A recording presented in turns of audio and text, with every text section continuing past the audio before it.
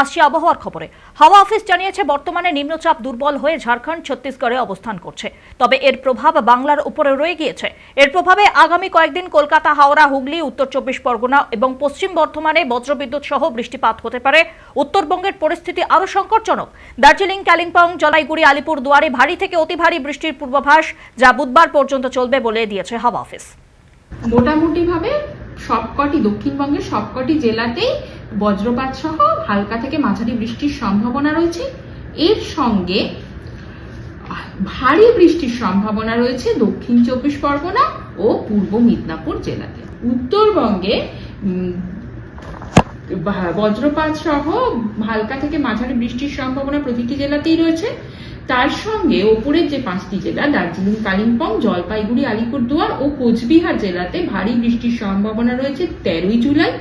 14 জুলাই 1-2 জায়গায় ভারী বৃষ্টির সম্ভাবনা রয়েছে।